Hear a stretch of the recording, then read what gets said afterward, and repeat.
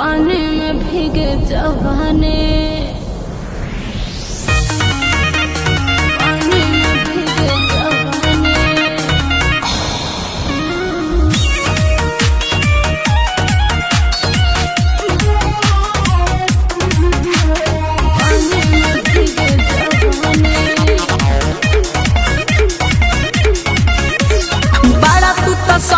सिंगार करेलू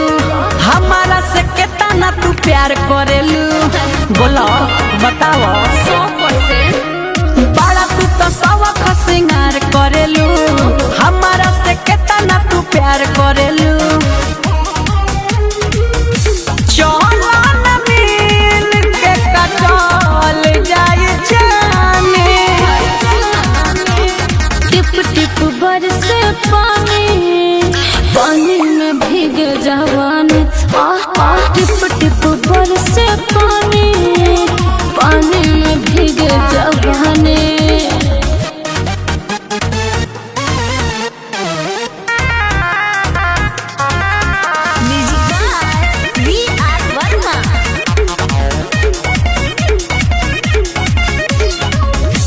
काहे बिछावा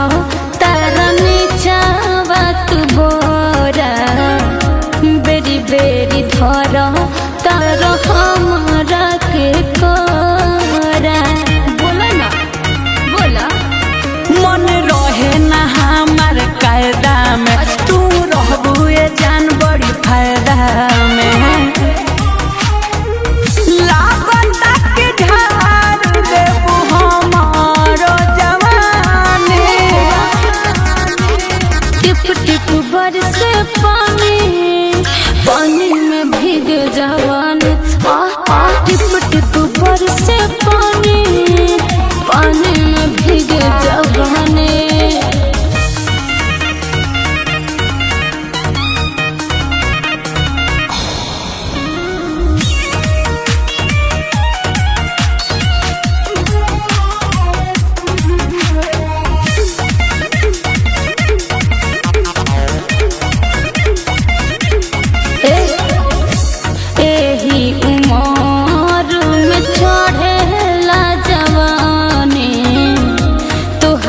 चक्कर में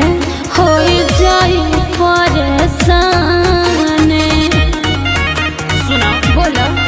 चंदन चंचल के गोरी तू मानी लो बात सहियों साथे कटी तोहर रहा रोशन सोलू के बनावालू दीवानी टिप टिप बरसे पानी में भीगे जवानी